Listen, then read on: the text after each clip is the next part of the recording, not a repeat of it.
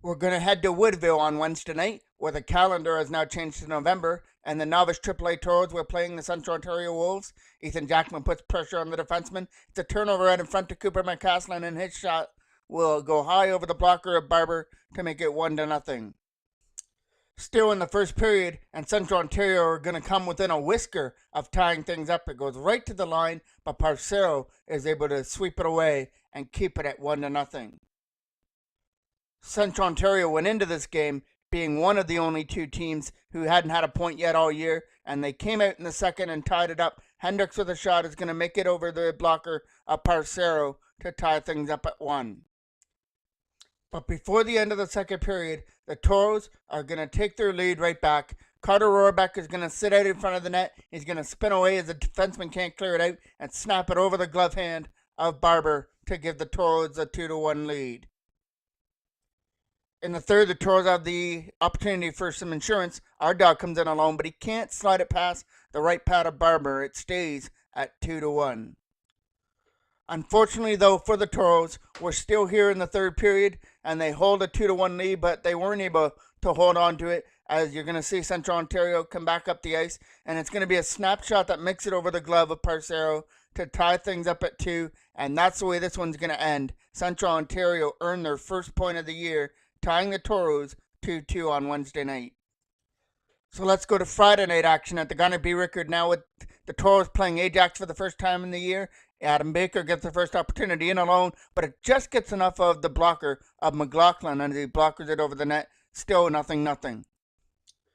Ajax are the ones that are going to break the goose egg before the end of period number 1. Mitchell is going to stand out in front of the net and have a one-timer beat the right pad of Parker Shaw to make it 1-0 going to the second.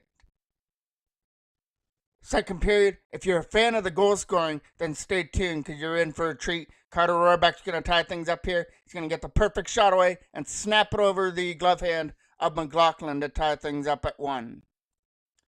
Mitchell comes back the other way with a quick shot. It's going to make it over the blocker hand of Shaw, and by his body motion, you can tell that he wants that one back. It's 2-1 Ajax.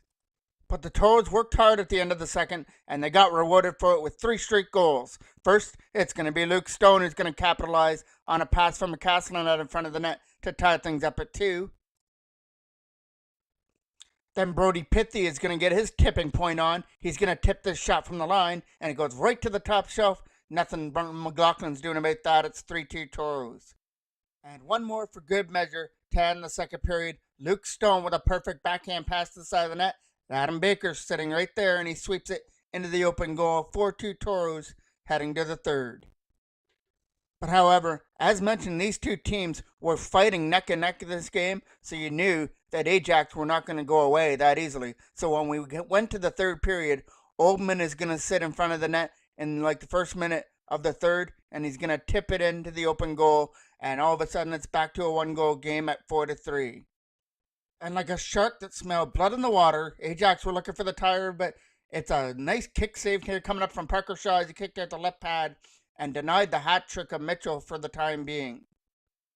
However, Ajax were not going to be denied the equalizer in the game. De Silva takes his way to the net, and with a nice move, backhands it past Shaw, and all of a sudden we're tied at 4.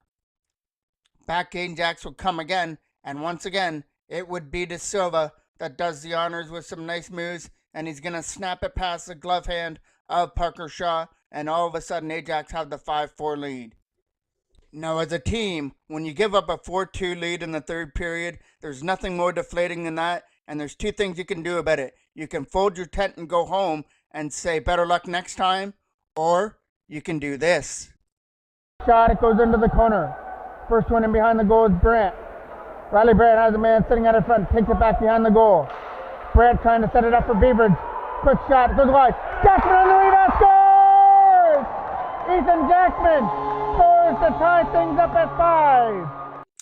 And that's the way this one would end up, as both the Toros and Ajax would escape with a 5-5 tie.